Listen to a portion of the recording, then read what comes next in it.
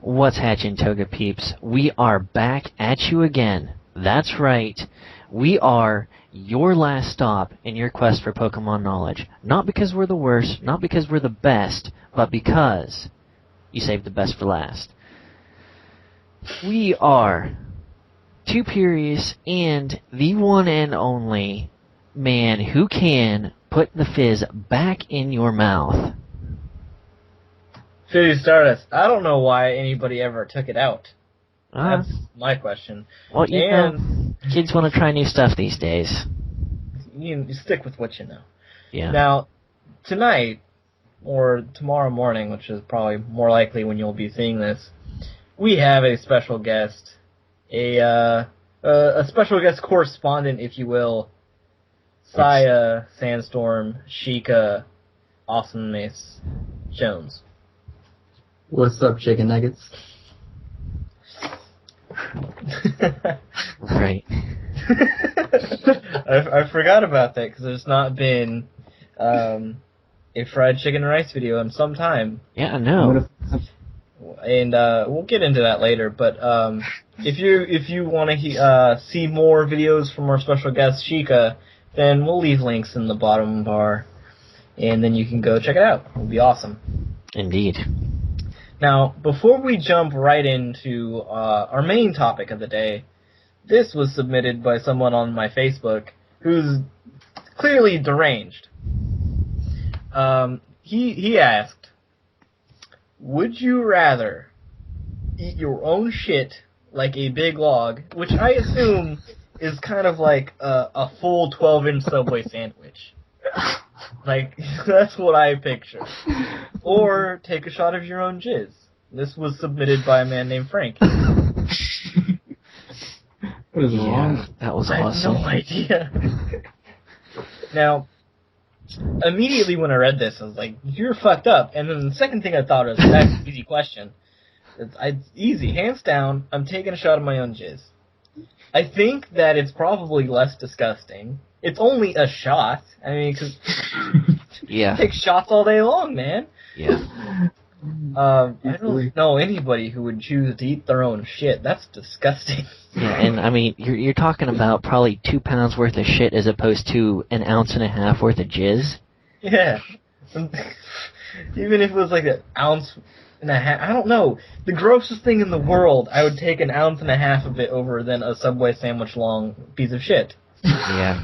Well, I mean, most people get grossed out by that because it's more of a taboo for a man to drink his own jizz than it is for him to eat his own shit. Is it? Well, where's that written? I don't know. That's just what I was thinking. I'm not going to say that I'd rather eat shit because I'd much rather take a shot of jizz. I would rather take a shot of jizz. I've had a vasectomy. I'm not even worried about the sperm being in there anymore. So it's even less disgusting for me. Yeah, it's just, bodily fluid. Really? You want to weigh in on that, Shika? Well, Shika has a 12-inch cock, so he, shoots loads that are gallons. Oh, God. You could probably fill up 17 shot glasses with... He makes thousands of dollars when he goes to the sperm bank, because they pay by the ounce. That's on me. Alright, so now that we've thoroughly grossed out everybody, and you've probably already turned off the damn podcast for that alone. Yeah, now that we've been completely sexually deranged, let's entertain the kiddies with some Pokemon talk. Yeah, so we brought Shika on to talk a little Pokemon trading card game with us. Yeah, because I know nothing about the trading card game, so we needed somebody else, because if you ever listen to Fizz talk by himself, it's awesome, but it's Fizz talking by himself. Yeah, I mean, no one wants to hear me ramble on about something I know moderately enough about. Like, I'm no expert. I still suck penis at that game. So, I mean... Yeah, at that game, right. And, So, I think first things first, because a lot of people out there are TCG beginners who are probably watching this, because, they don't sub me for that. Yeah. Let's start off with, some softball questions, like, what do you think the best way is to get started if somebody was interested? Go to your local Pokemon League, definitely. They will help you out, for sure. Alright, and if you guys don't know what the Pokemon League is, you could find it on Pokemon.com and search for leagues, and they will have like a list of like places will come up where you can go and join a Pokemon League. Clearly, the one closest to me is like an hour away, so I'm awesome like that. But I have not joined yet. Another way would be Pokemon's got their online game now. So if you do the trainer challenge, I mean, you just get the beginning ins and outs of it. Like, you learn how to play, basically. Yeah, get you accustomed to the rules and the feel of the game. Yeah. But other than that, it's not going to teach you anything like how to be good or anything like that. Yeah, the competitive battling equivalent to that is battling people in the Cerebi chat. You'll learn how to play the game, but you aren't going to get good beating those retards. Yeah, and you don't get to use good cards. They've got their Snivy and Musharna decks, those are intimidating. Well, I don't know, I got my Emboar starter deck now, I could just steamroll them. So if you're someone on the internet and you're like, I want information about the trading card game, where do you go? Are you asking me that? Yes. Go to Pokegym. It's considered the place of noobs, I guess, but they do have a lot of information, and it's considered the official forum for Pokemon TCG. And then there's also Sixprizes, which they basically write articles by really good writers. Like I know one, Kenny Wisdom. And then Sixprizes Underground, which is $15 a month, but people that have topped in high level events and stuff write these articles, and they literally give you the best information you can find, so it's worth every penny. Awesome. And then of course fried chicken and rice.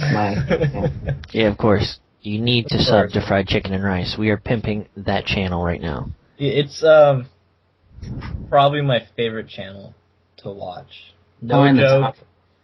It's no joke. It's one of my favorites. I don't watch that many. Even the people I'm sub to, I hardly watch them. I haven't watched a vid by Tiberius in 3 months, and and that's sad because you've been telling me how much you've been enjoying my Fire Red playthrough that I haven't been doing over 3 months. Yeah, it's awesome playthrough, by the way. Yeah, whatever.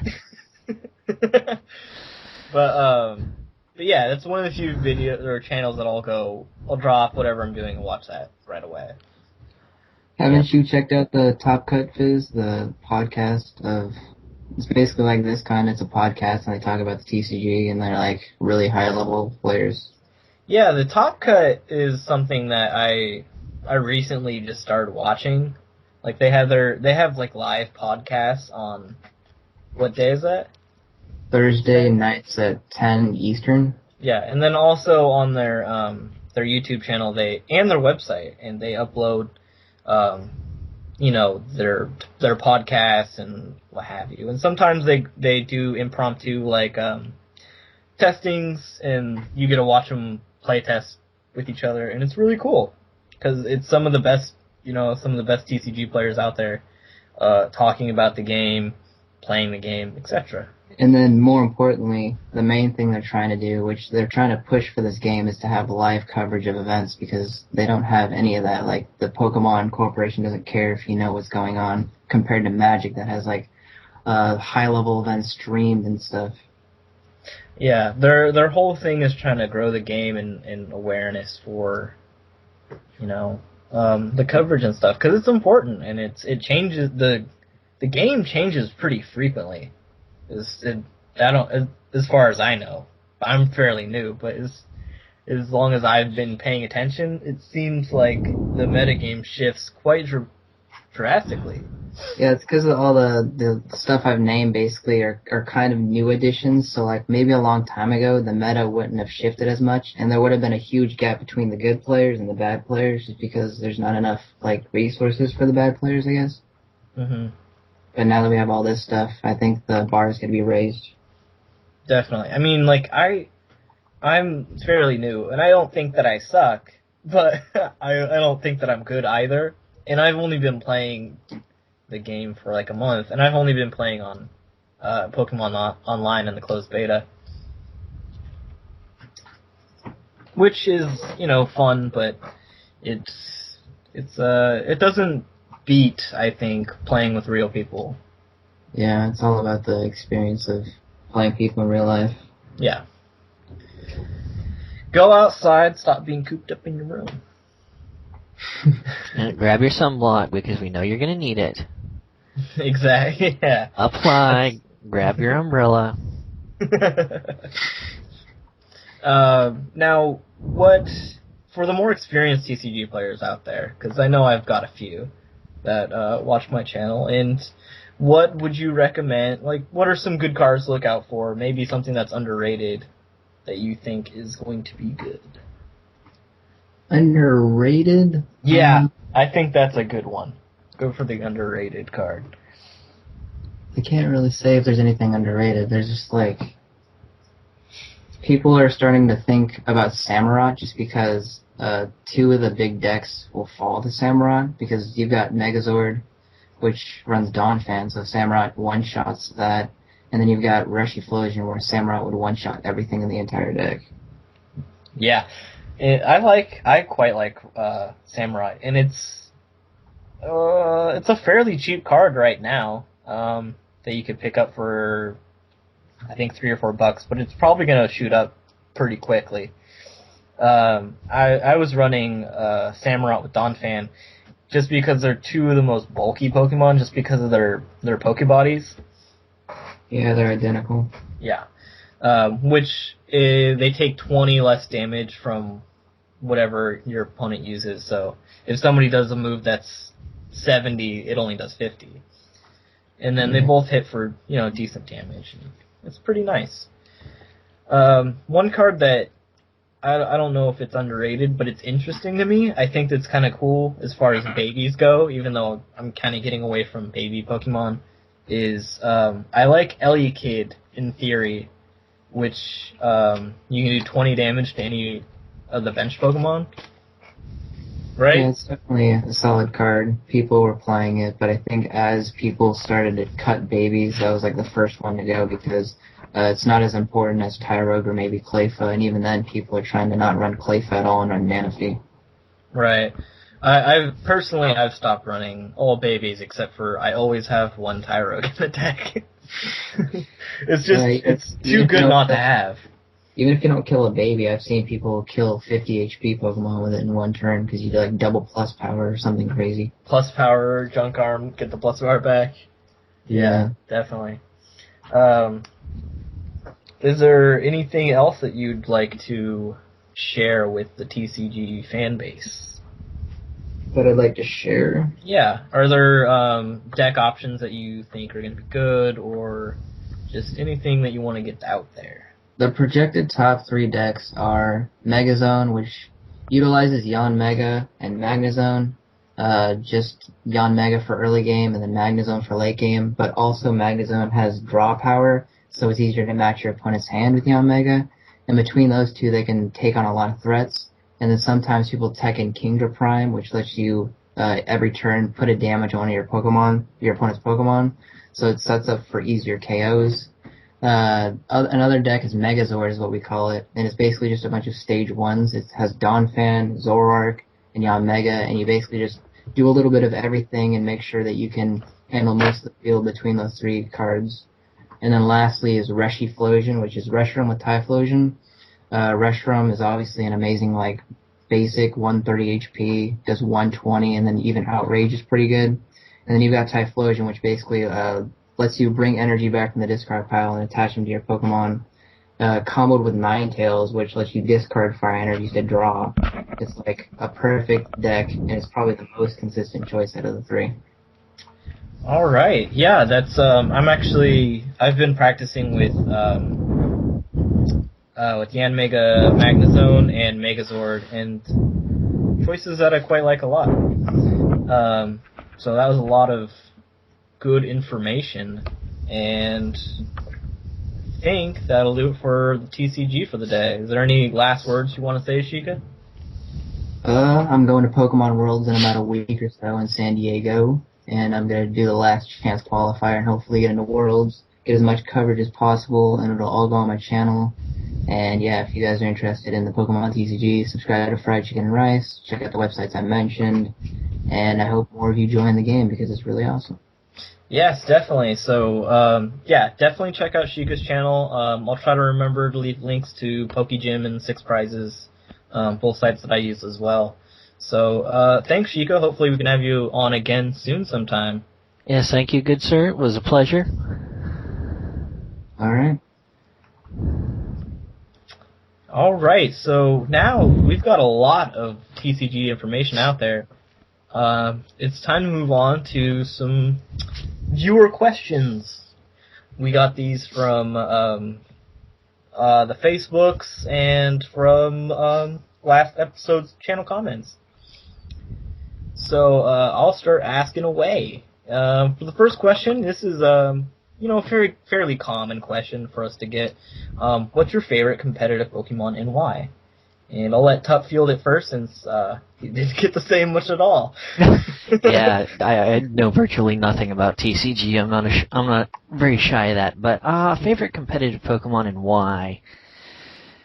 This is such a broad question. It's really hard to answer because so many different Pokemon do so many different things. And I'll save you from the ramble. And I'll just I'm gonna name a few. All right, yeah.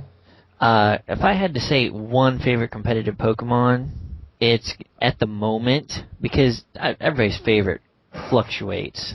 Definitely. At the moment, I am freaking digging Clefable. I've never liked Clefable, ever, but I started using one in my Fire Red LP, and I started looking at its moveset, and there's just so much stuff Clefable can do. Oh, definitely.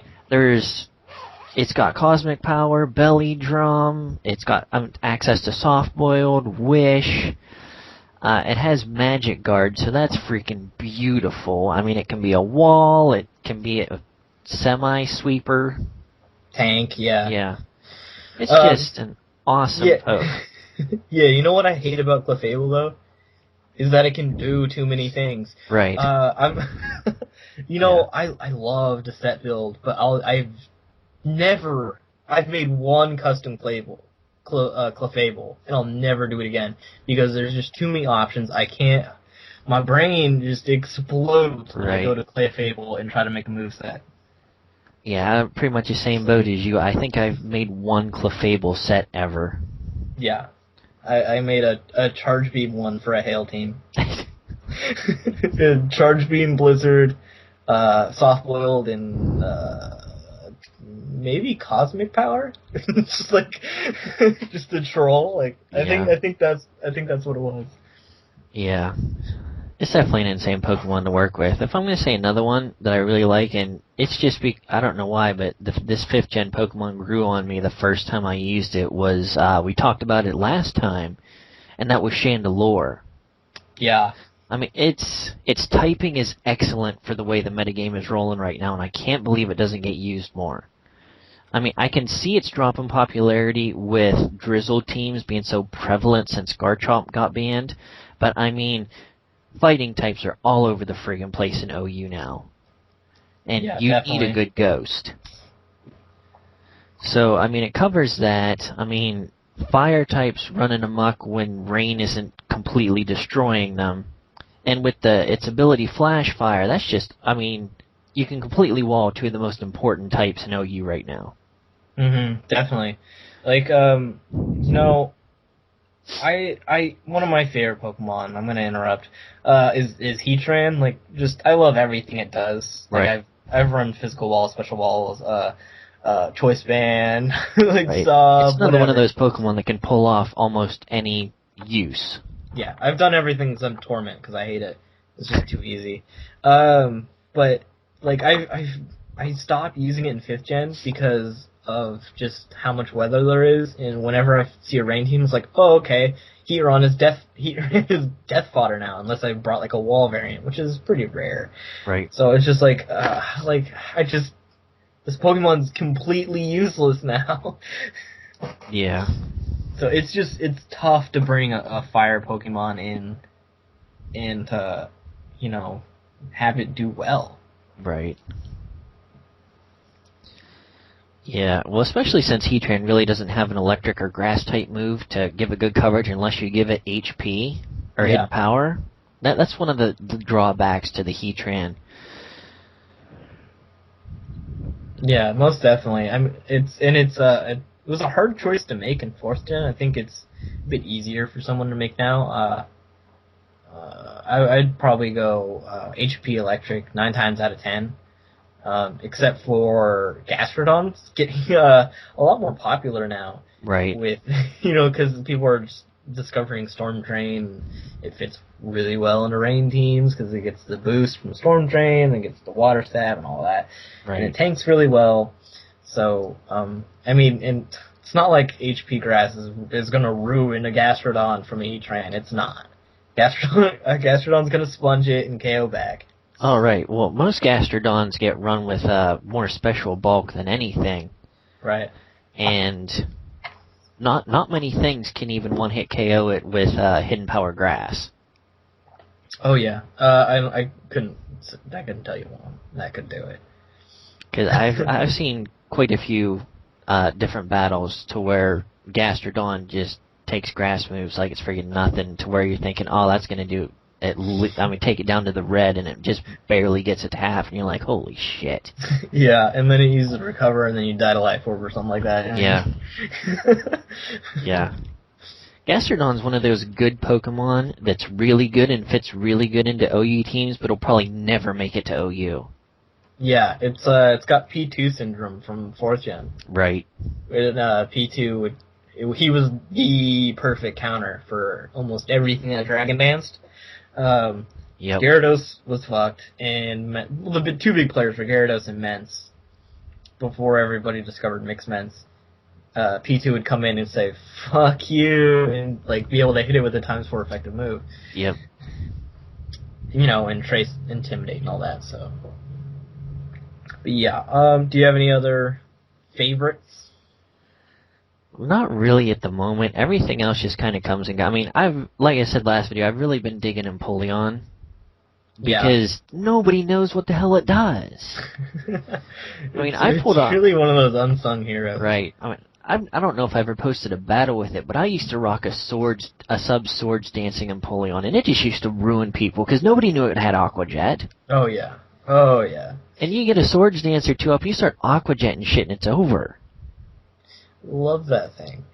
I never was able to get Swords Dance to work properly for me, but it was just one of those something random happened where it's like, why did that happen? Now it sucks now.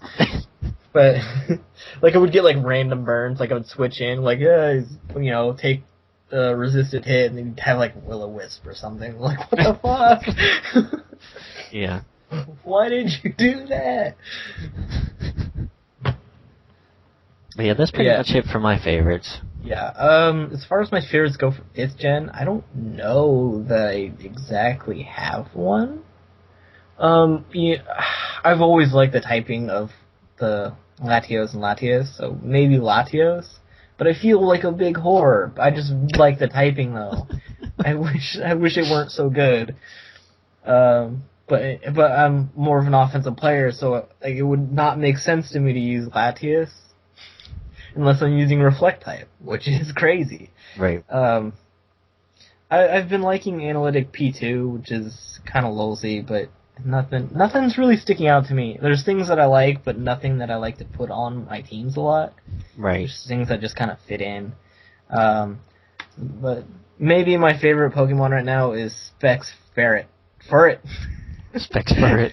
Specs Ferret with Hyper Beam. Just because getting a kill with the thing is just ridiculously cool. Yeah. But the rest of the time I use it's just kind of there. Actually, there's a battle with it where it gets the kill. But that's another story. Yeah. So, the 4th Gen, hands down, it was Heatran. I used it on every team ever. I started becoming really predictable by people who knew me.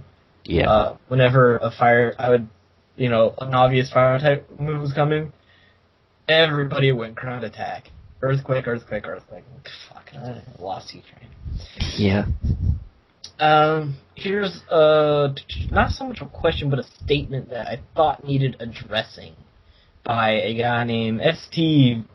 No, shut the fuck up, Eric. That's his name. Alright. He said, Mark Punch and Aqua Jet won't one-hit Excadrill. Except for it will. Technician Hitmon Top can one-shot Excadrill with Mark Punch. Choice Band Azumarill will one-shot it with Aqua Jet. Outside of that, I'm not really sure. Maybe like a Choice Band Mach Punch from another fighting a type like Repulsion or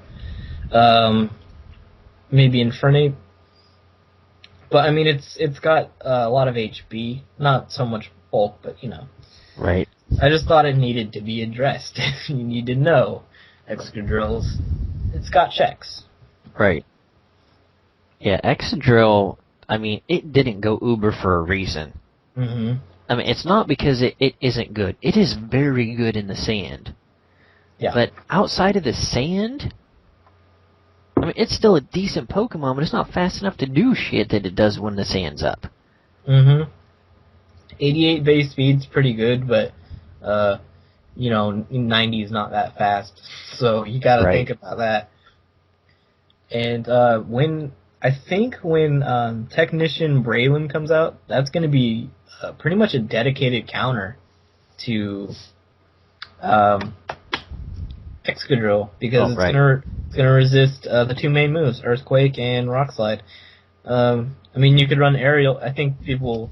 Here's an insider tip. When that goes legal, start running Aerial Ace on your Excadrill, and if they have Breloom and you have an Excadrill out, don't set up. Just go right for the Aerial Ace. Yeah, expect it. That's a pro tip, guys. Here we go. This is kind of a weird question by Trickster885. What are your thoughts on Blaziken going Uber since it will get wrecked by Specs Reshiram? I'm making a face. You can't see it. Yeah, I'm making one of those. What the fuck does Specs Reshiram have to do with Blaziken going Uber? You need to understand, guys. I'm sure there's a big long discussion about it on the video. But the thing about Ubers is it's a ban list. It's not right. It's not like something from UU going to OU. Right. It's totally different from that. Smokin' doesn't put things in Uber because they think it will do well in Ubers. Right. They ban it from OU because it breaks the OU metagame. That's it. That's all. Like, I'm done. Next question, because that's all you need to say. Right, because if we start getting into why was Blaziken banned, we're going to get a bunch of people bitching about how it shouldn't have been banned or how it should have been banned, and we're not going to go down that route because I honestly don't miss it. I don't. I thought it was a good ban. I mean, right. I'm going to leave it at that. Right. Okay, here we go. This is a good question for our newer players. His name is Professor Branch, lol, 'cause tree. And he said, I may sound like a noob, but can you explain tier names? Take it away, Tup. And, I mean, just like Fizz says, for someone who's not familiar with competitive battling, who's just getting into it, you hear somebody say OU, UU, Ubers, RU, BL, stuff like that. It doesn't make a lot of sense. But pretty much what it is Ubers is pretty much the best Pokemon, and that's, like Fizz mentioned, Ubers is a ban list.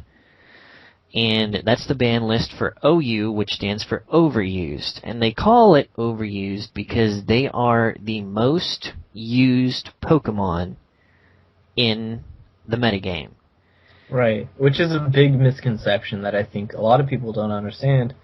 When a lot of people will complain about Smogan put this in this tier and that tier. No, they didn't. The people who play the game did that. By not using it, were using it. Right. When you are on Smogan's PO server, every time you battle on there on I think it has to be a ranked match for it to affect the tiers. But any time you battle in a ranked match and whatever you're doing there, that gets counted towards what happens in the tiers.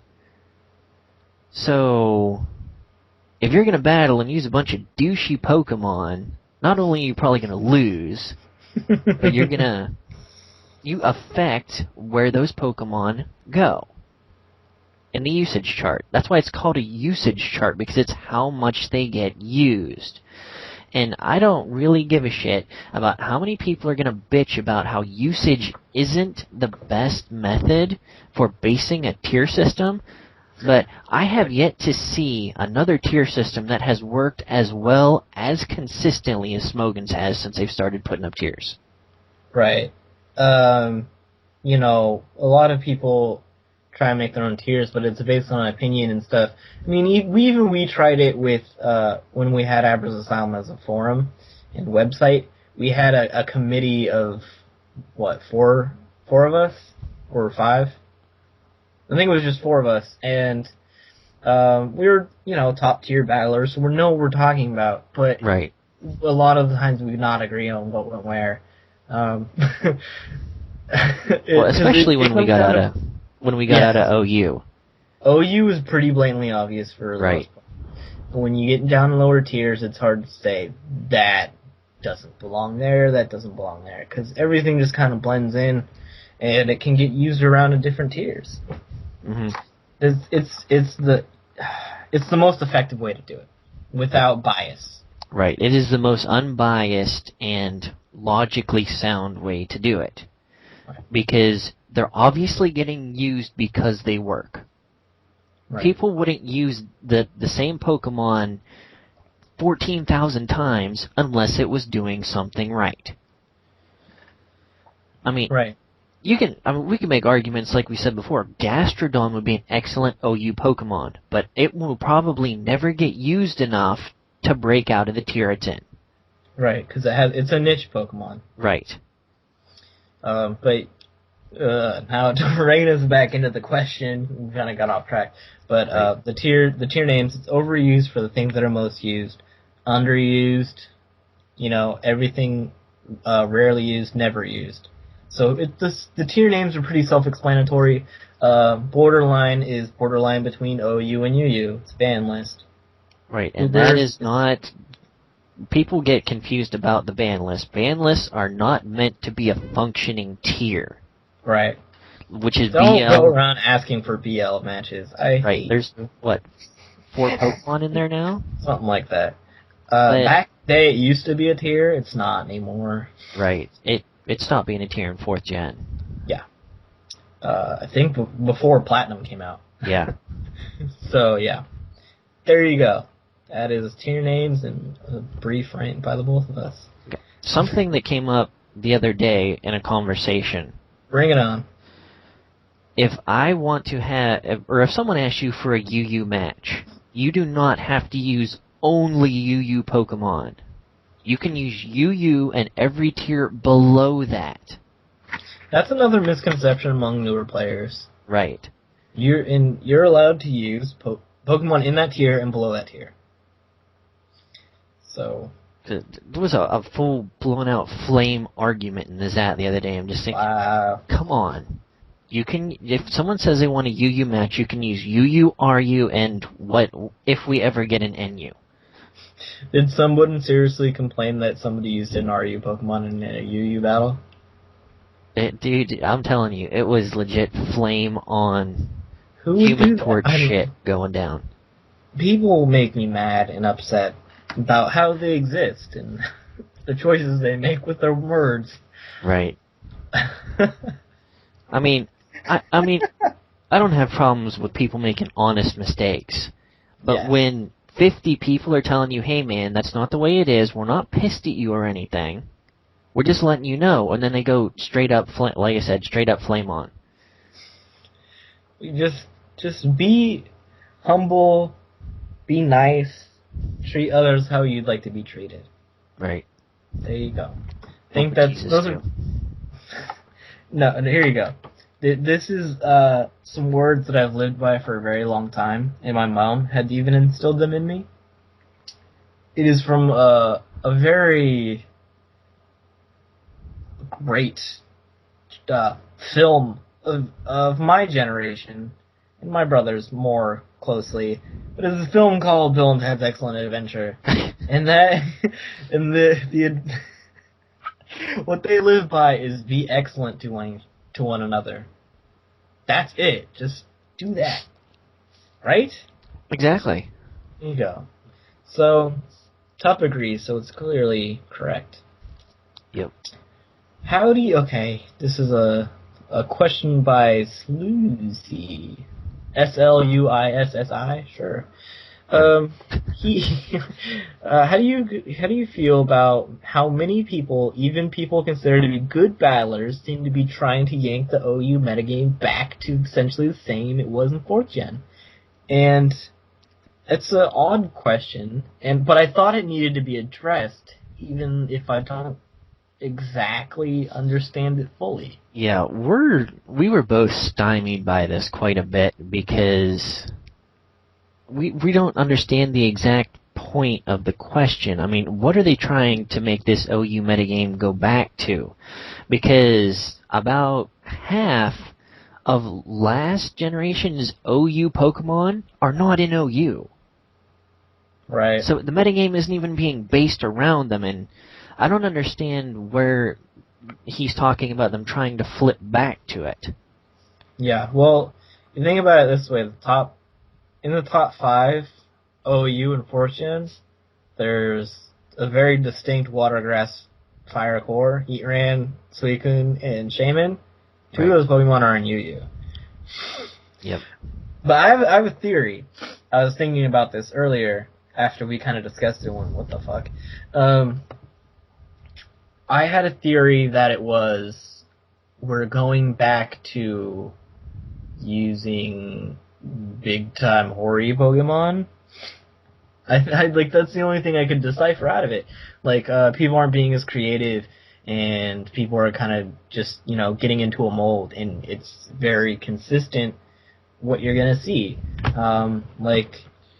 Well, unfortunately, I think it's going to be that way until the metagame develops a little bit more. Yeah. Even then, I think it will probably still stay that way because, people want to win.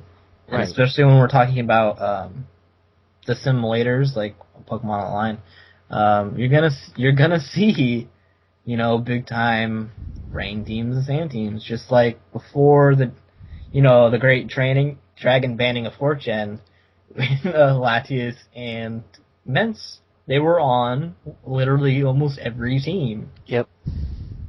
Scarfer, Specs, Latias, and Mixments destroyed teams together. Really good partners. And it's just, people want to use good Pokemon. If that question was meant to be something else, I don't really grasp it. Maybe you could resubmit it, reword it, revise it. But I felt like any question that our viewers ask should be addressed, and, at least it will lead to some sort of discussion between Tup and I. Right. Well, I'm just trying to think of the way the metagame is this gen is just so much different from last generation. Oh yeah, because, miles different. We discussed it last time. It's just so much more offensively based because there's so many harder hitters.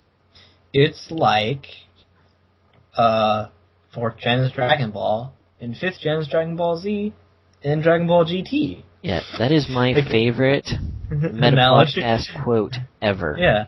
Yeah, I was looking through, when I was on the Meta Podcast, I was looking through the questions, I was looking at things that might be asked so I could, not act like an idiot while I was on there. I wanted to be prepared.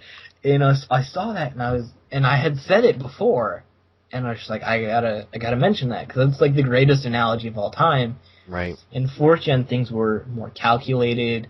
There was, cores were more distinct, and there was a lot of defensive and, a lot of strategy going into it. And then in 5th Gen, it's just like ram-pashing things that are insanely overpowered. Hi, my name is Haxorus. I have 147 base attack. Right. Fuck you. Like, stab outrage. That's ridiculous. That's so much power. Well, I don't know if you remember, but back when 4th Gen started, it was a little bit closer to that. Mm-hmm. Because as some of the more, they're not as offensive. Obviously, it wasn't as offensive as it is now. Right. But until the harder hitters got banned in OU, it wasn't nearly as stally as it became once the Fire, Water, Grass core became standard. Right. Yeah, I remember. Because you had Garchomp was pretty much the hardest hitter in the game before it got banned. If you had a Garchomp on your team, you were taking out 2 to 3 Pokemon. It didn't matter. Mm-hmm. And then Latios was in OU for a while, and it just wrecked shit. And then, like you said... Latios is my homegirl. Right. Love Latios. I don't think Mintz got Draco Meteor until the Platinum move tutors, right? Right. Well, right. Platinum changed the metagame in 4th Gen just so drastically. Oh, hi, Bullet Punch Sizer. Oh, yeah. Went from, like, the bottom OU tier to number 1 most used Pokemon in the game. Oh, shit. Yeah, it went from you never see it to it's on every freaking OU team ever. Oh, yeah. But, if we see another shift like that, I think it'll probably be a little while. Because I don't think Latios is going to get banned yet. I really don't. Maybe once Thundurus goes Uber, it might get banned after that, because I think it will probably be the next biggest offensive threat to Thundurus. Yeah. Just because Specs Draco Meteor breaks everything. Yeah. Here's, fun fact for you. If you have Specs Latios with Draco Meteor can do whereabouts of 50% to a Ferrothorn if it's not especially defensive. Right. That's a resisted hit. Yeah. That's a resisted hit from a bulky Pokemon, whether there's investment in it or not. Exactly. That's huge. Right. So, after Thundurus goes, which it will, and that's not if, that's when, yeah. Latios is going to get a look at it. Most definitely. Well, you know what? As soon as Thundurus goes Uber, I am going to whore the shit out of Empoleon. Because when was the last time you saw Thunderbolt on Latios? I use it a lot. Right, but the most common players don't. Yeah, which blows my mind, because it needs it. Yeah, you know what? Chase gave me his OU database before, he released it out, and I was looking through it, just seeing, what people were using. Right. And I was like, alright, here's something that looks familiar to me. On 4th Gen, when I was using Latios a lot, I used Draco Meteor and Dragon Pulse on all my choice Latios sets, because I didn't like Trick. And it has that, plus Surf, then Trick, and I was like, well, why would you do that? You're wasting a really valuable moveset. Right. You need that Thunderbolt. I think it's really important to have. Oh, I think it is too, but people have just gone... Well, I think people have gotten so far away from it because with Rain, you can use so many other Pokemon with Thunder. Mm-hmm. Especially Thundurus. Yeah. So, that's true. That's a good point. Very valid. I did not think of that. Plus, once Thundurus goes OU, that's 99% of the threats to Empoleon, so, I'm just going to whore the shit out of that guy. Swords Dance Aqua Jet? Yep. In the rain? In the rain. Oh yeah, baby. Here's a next question. Yeah, now that we completely got away from the actual point of that question. The people love it. I know they do. Yeah, they do. Matten Yui is his name. He says, I like hearing about new threats that arise and how to specifically counter them with a general strategy. Take, for example, which we'll probably discuss this one best because there aren't that many new threats right now. Right.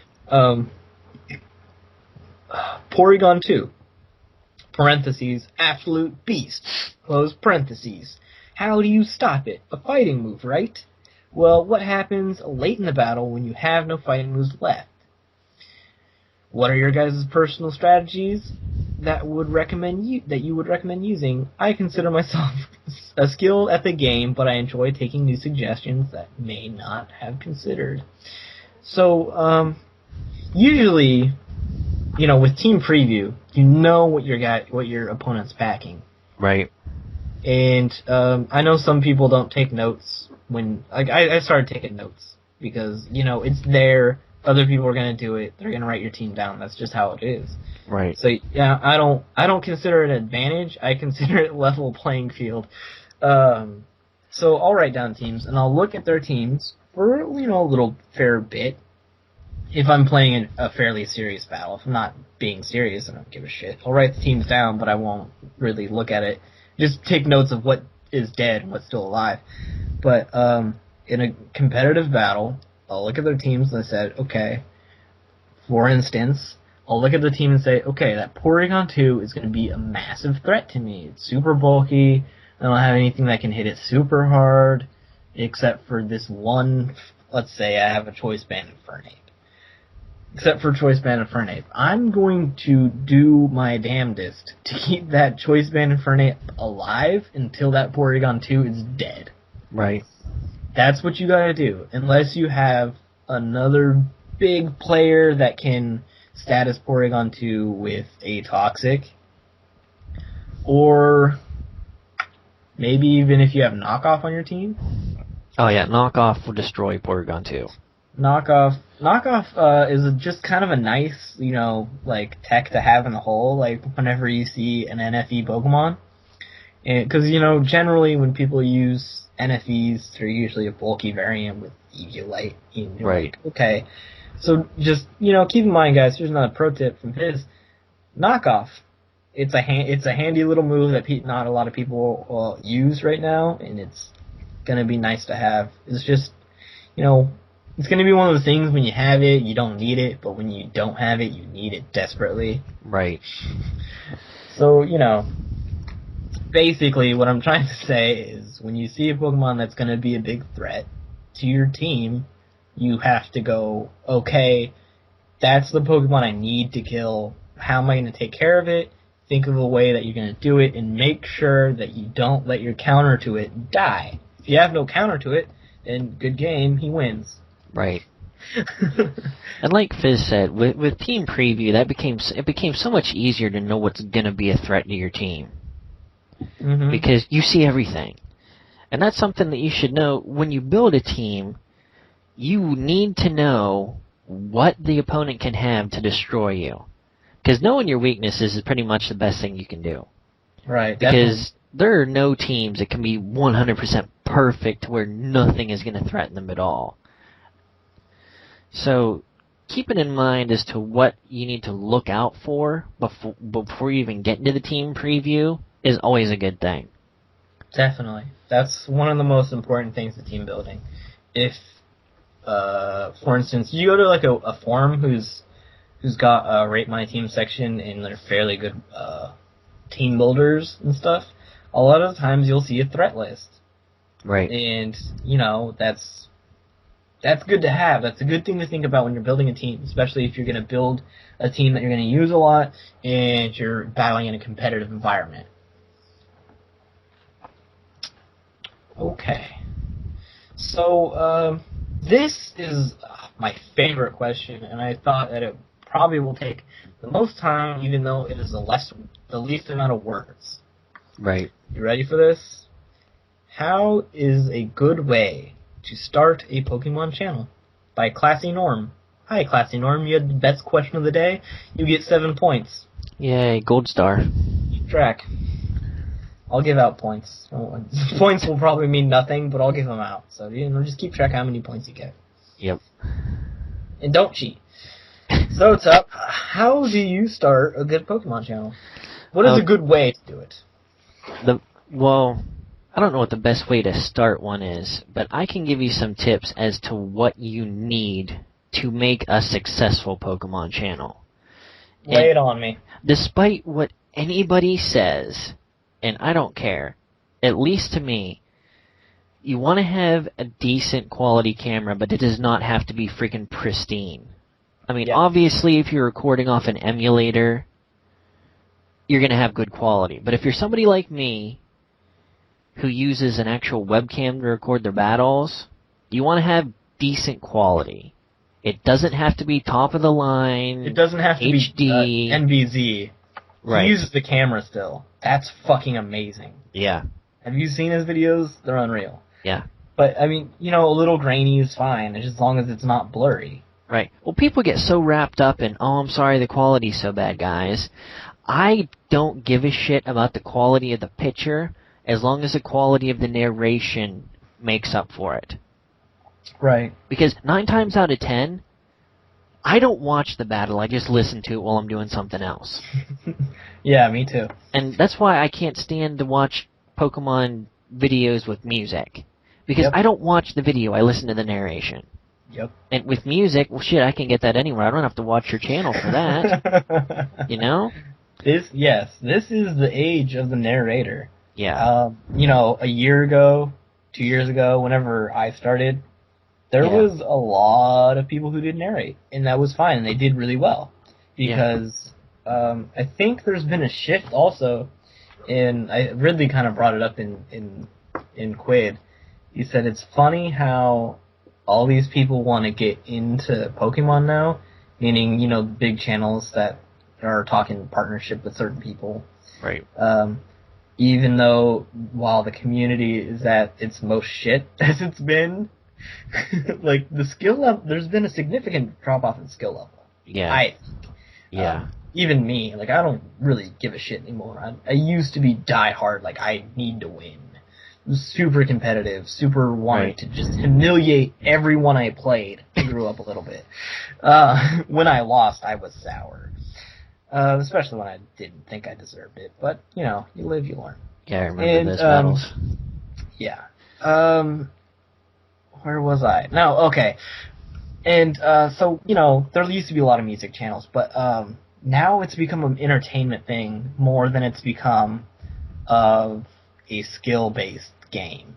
Right. It's more about entertainment. It's moving into a direction of, are you funny? Are you entertaining? Can you grab somebody's attention and keep it? It's that sort of thing. You need to have, I don't want to say a niche, but you need to have the ability to be not necessarily entertaining either, but you just need to be able to keep somebody's attention, keep them involved in what you're saying. It doesn't matter what you're saying specifically, as long as it's interesting to the viewer. Like, take, for example, Wild Chase. He is, in my opinion, kind of dry, but he's very informative in his battles. Same as, like, DMAC and, you know, whatever. They're not so much entertainment-based as they are mechanic-based. I think that's a good distinction to make, because then you look at other people who are, you know, make jokes or whatever. Cloud's Liberation goes crazy. Yep. Hayden talks about penises all day long. And, you know, people like that. Right, he has the right demographic to be able to talk to people like that. He's hitting the teeners and the tweeners, and they enjoy cock jokes. Mm-hmm. So, I mean, as much as I despise the way he narrates, I can't blame him for doing it because it's obviously working for him. Right. I mean, you gotta respect the fact that he's doing what it takes to make money on the internet. Here you go. Don't hate the player, hate the game, baby. Exactly. There you go. You know, whatever, Hayden. It's not my cup of tea, but, you know, respect the game. Right. So basically, again, what I'm getting back to is, you know, you gotta have a demographic, I guess, is, you know, tough kind of just hint on there. I think I have a specific, like, fan base. My fan base is not wide and varied, I don't think. There's just, like, I think the people who like my kind of style usually just like other kind of narrators like me, kind of scattered, and maybe not totally serious all the time, just yelling craziness. Exactly. So it's... And you're gonna get that once you get, like Fizz said, once you establish a pattern of how you're going to be uploading and how you're going to be narrating, and you place yourself as either an entertainer, a knowledge guy, or subtle mix. Yeah. I mean, I there's do no my other best to there's mix, no but- other stuff. Yeah, there's not much else you could do. I mean, you could do something different. Like, you could show Pokemon Battle and just do a stand-up routine at the same time. It's, but, you fall into the category of entertainer. Exactly. Which is, a fairly good idea. Someone should do that. Yeah. Give me credit for it if you do it. I like the idea. This was Fizz's idea. Yeah. If you ever make it big, don't forget who I am. Exactly. But, yeah, and when you first start off your channel, you're not going to be there right away. It takes a while to find your voice, find out who you are as a narrator. And that sounds weird and stupid, but it's true. Right. Go back to my first video, my first 50 videos, and then watch my last 50 videos. And you'll go, whoa, this is not the same guy. But it Right. is. It's just I've evolved in a different way. It's odd. Right. Well, it's just, like Fizz said, it's not so much a skill game anymore, and I think the reason that is because we're in a brand new generation. Yeah. I mean, the metagame is still, a clusterfuck of shit going on. So, there isn't an established standard of how good somebody should be. Right. There's the people who go all out and use the best Pokemon, and then there's just the other people.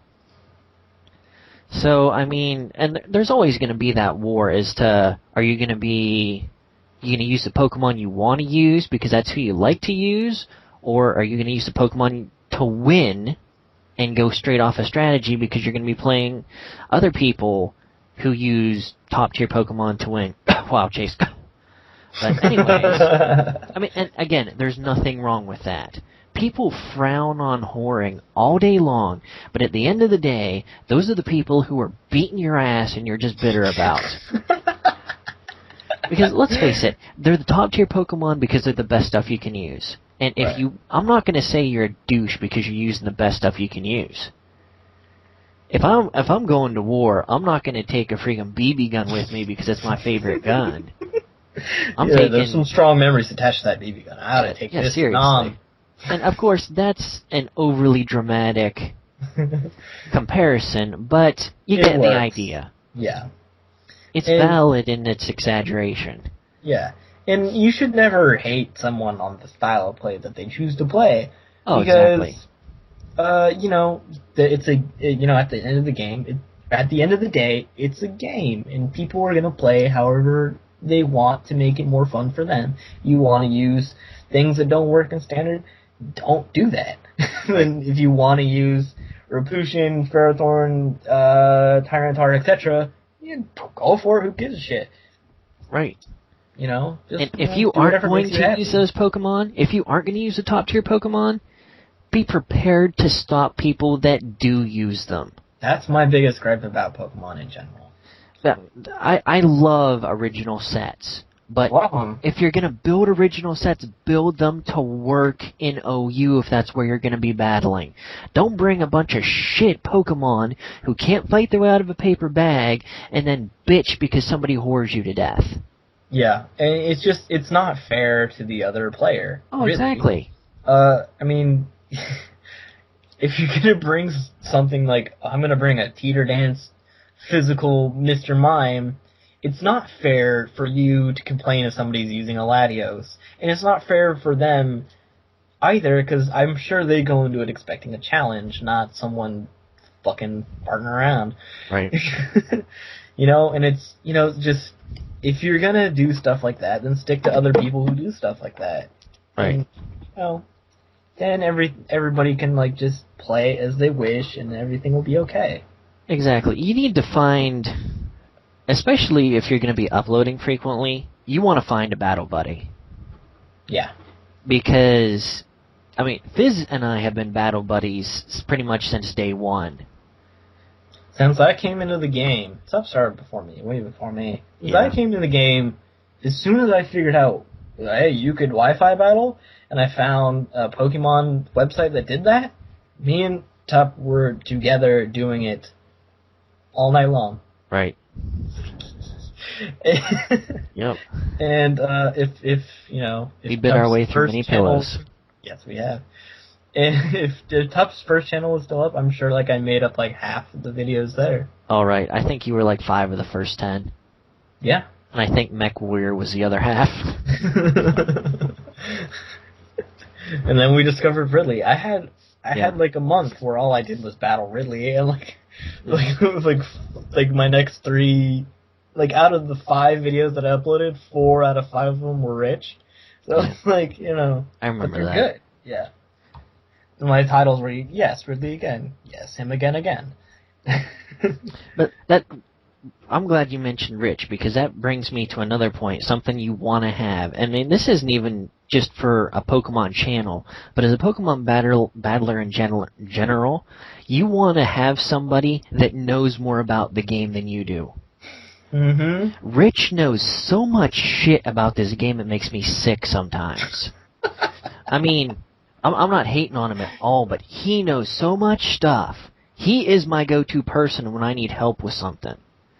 Definitely. I mean, and he has off-the-wall ideas that work a lot of the times, and it's just, he understands the mechanics of the game. He took the time out of his day, out of his life, to learn how things work and how to do things properly. Don't give him that shit. He's freaking idiot savant at Pokemon. He just looked at the game and was like, oh, okay.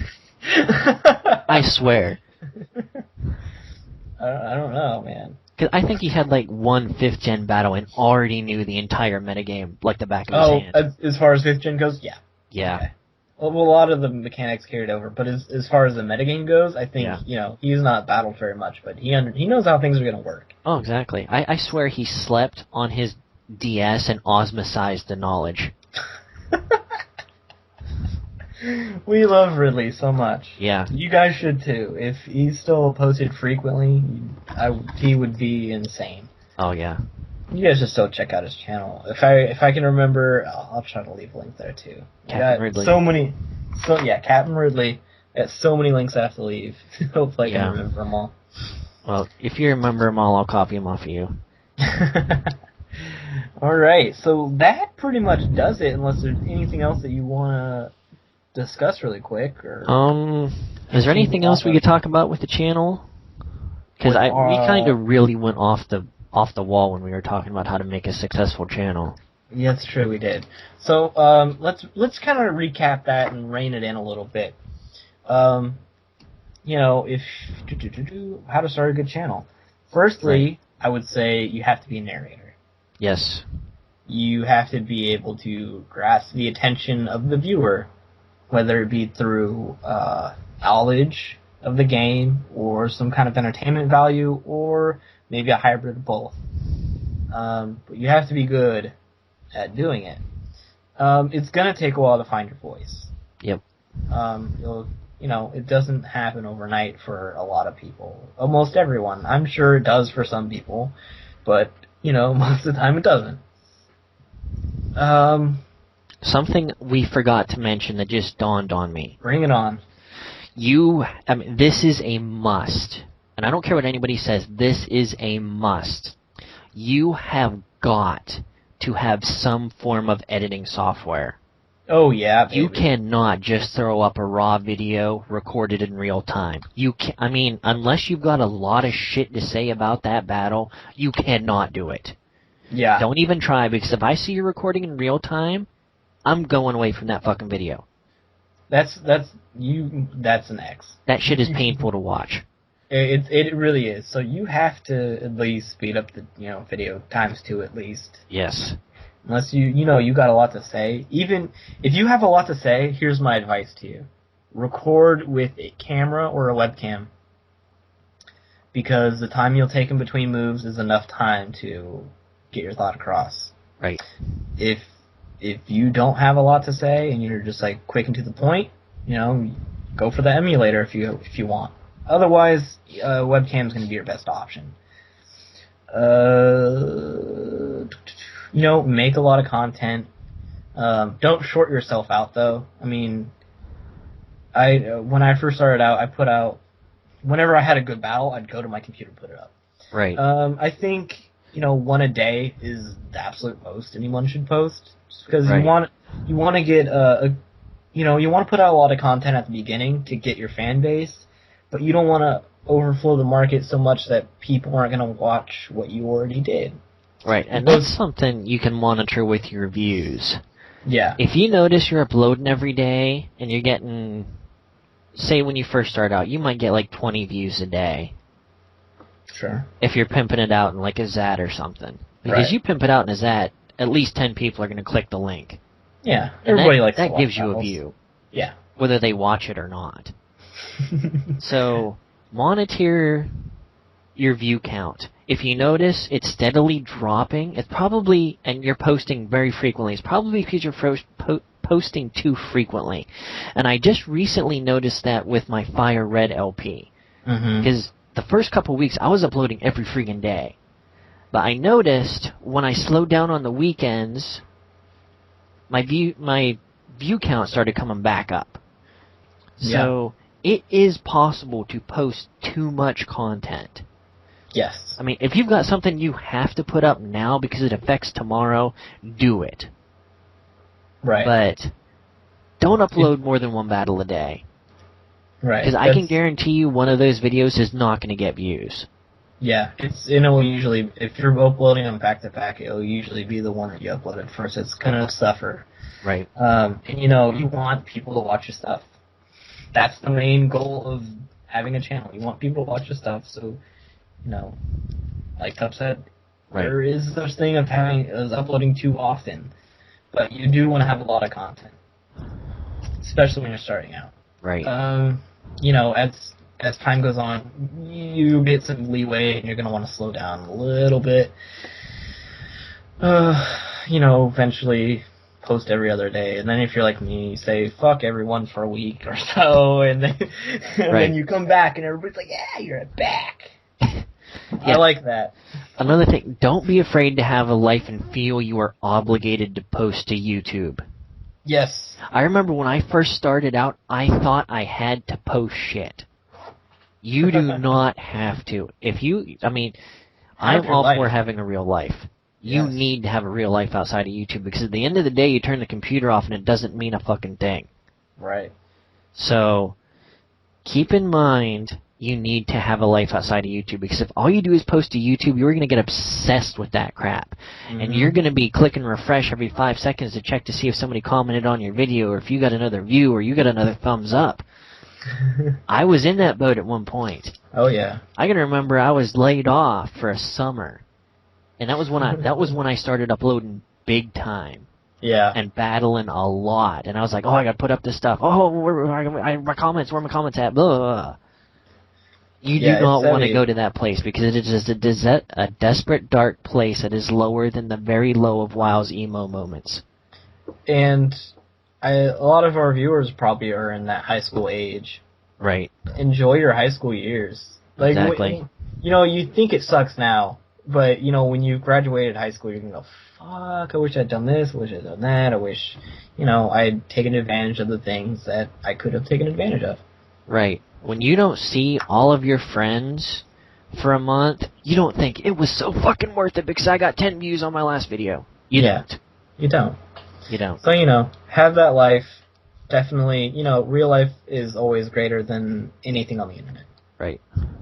So there you go. And I think that would probably wrap it up. Yeah, I think we kind of beat that with a stick pretty good. Yeah, this is a really long episode, so hopefully people will stick around and watch the whole thing, because I think it was phenomenal. Yeah, it was. Bravo. All right. Golf clap. Yes.